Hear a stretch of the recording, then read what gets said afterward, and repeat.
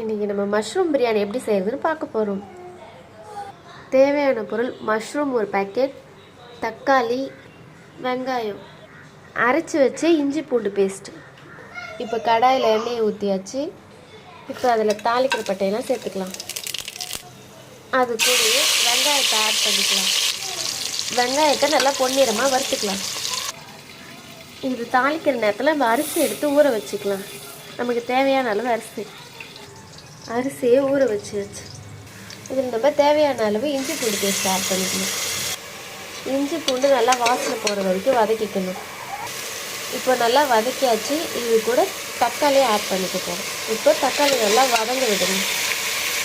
இது கூட தேவையான அளவு உப்பு, மஞ்சத்தூள் இதெல்லாம் சேர்த்து நல்லா வதக்கிக்கணும். தக்காளி நல்லா வதங்கிடுச்சு. இப்போ அது கூட மஷ்ரூம் ஆட் பண்ணிக்கணும். மஷ்ரூம் எவ்வளோ வேணால் சேர்த்துக்கலாம், அது நம்ம இஷ்டம். மஷ்ரூம் எவ்வளோ சேர்க்குறோமோ அவ்வளோ டேஸ்ட்டாக இருக்கும்.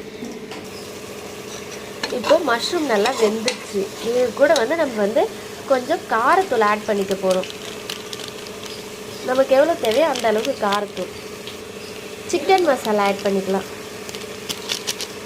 இதில் கொஞ்சம் பிரியாணி மசாலா. இதெல்லாமே தேவையான அளவு.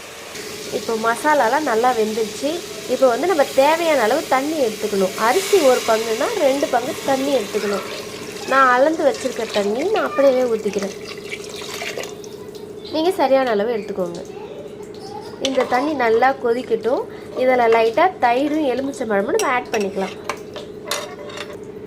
இதில் நெய் கொஞ்சம் வேணும்னா சேர்த்துக்கலாம். தண்ணி நல்லா கொதிச்சிருச்சு. நம்ம அரிசியை போட்டுக்கலாம்.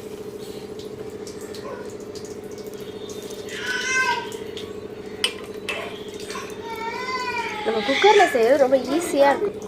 அரிசி போட்டாச்சு. இப்போ மேலோட கொத்தமல்லி கருவேப்பிலை தூவி 2 விசில் வந்த உடனே சாப்பாடு ரெடி.